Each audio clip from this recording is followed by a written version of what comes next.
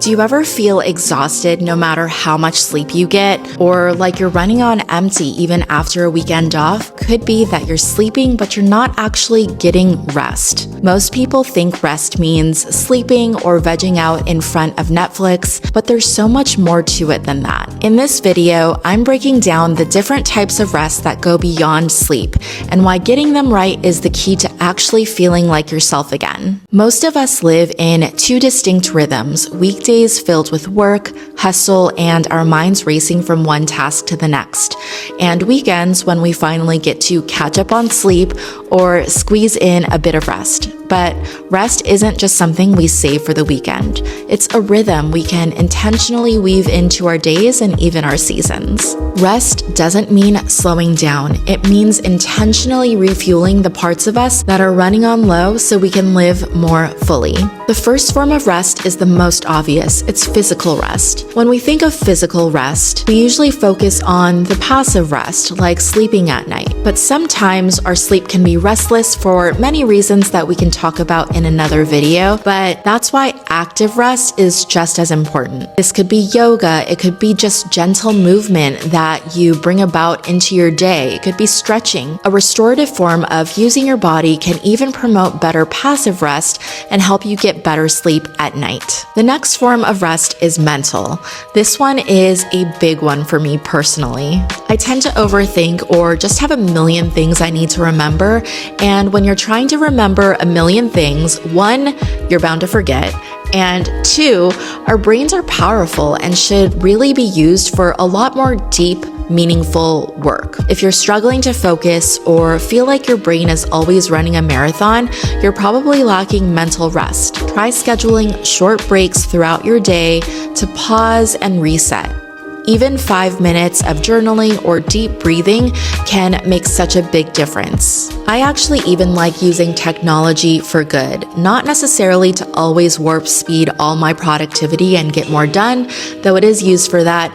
But I enjoy using it to just lighten my mental load. It feels so mentally draining for me to always have to remember everything I need to get done for work, for personal, and just life administrative type of things. I used to just use random notes in my notes app or send myself voice memos, but it's actually so much more easeful when I use a tool like Notion to help me keep track of everything from daily to-dos and errands to also remembering what skincare I like, what my doctor's contact information is, or what supplements I'm taking. It all makes a difference when everything is in one hub to help my mind just feel a little bit lighter. This is my current Lighten My Mental Load list, and as you can see, I've got things like calling my auto insurance, buying holiday presents, resetting and organizing my closet, and even work-related things swirling in my mind like editing an Instagram reel. Whatever it is that is on my mind that I know that I need to eventually get off of my plate, it all goes into this Lighten My Mental Load tracker.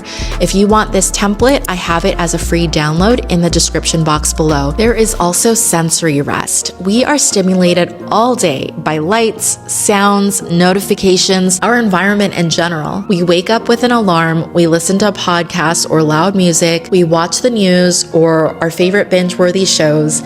We are in meetings all day, either in person or just staring at a screen all day. Either way, we have to be on. So the solution for this is to perhaps try sensory rest. This doesn't necessarily mean you have to sit in silence and sign up for a meditation retreat, though I'm sure that would be good for all of us. But it means taking one part of your daily life and creating a time to rest your senses from too much overload. If you normally scroll in the morning or at night, maybe there's a no screen zone, or maybe instead of a loud alarm noise to wake you up in the morning, you can invest in a soothing sounds clock that wakes you up to more meditative sounds versus an alarm that startles you out of bed. I actually use this lofty alarm and also this light that has a softness that grounds gradually wakes you up in the morning. And there's also different noises and different frequencies that help you relax either at night or in the morning. I have also heard good things about the Hatch.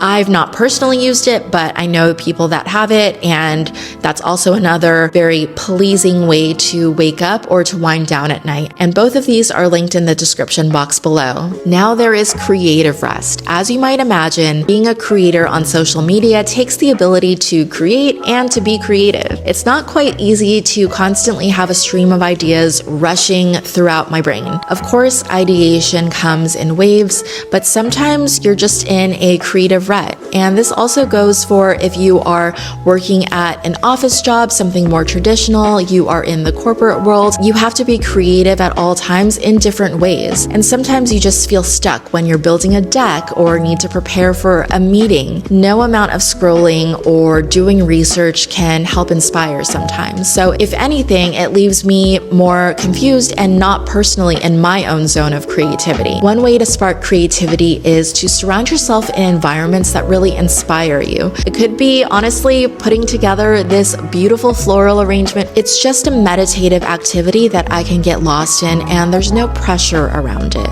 And at the end of it, you have a beautiful bouquet.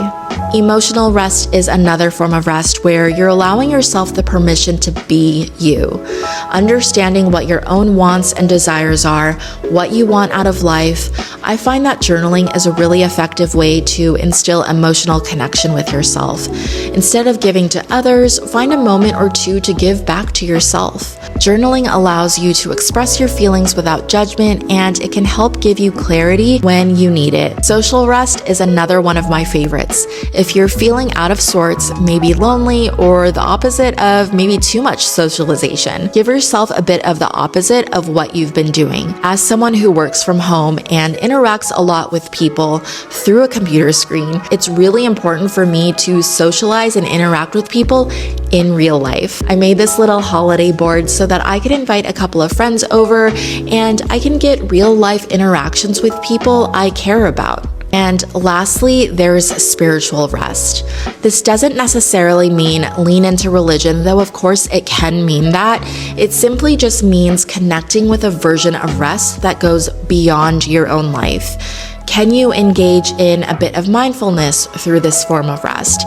Being present to what's important, aligning your actions in life with what your values are. I have a podcast episode about being clear on your life intentions that I think could hopefully help, and that is linked in the description box. So with these 7 forms of rest, each one does play such a special role in your life, and I hope that this breakdown can help you recharge and live a life that's more in flow with who you are at your core. Let me know in the comments if this helps you and what your favorite form of rest is.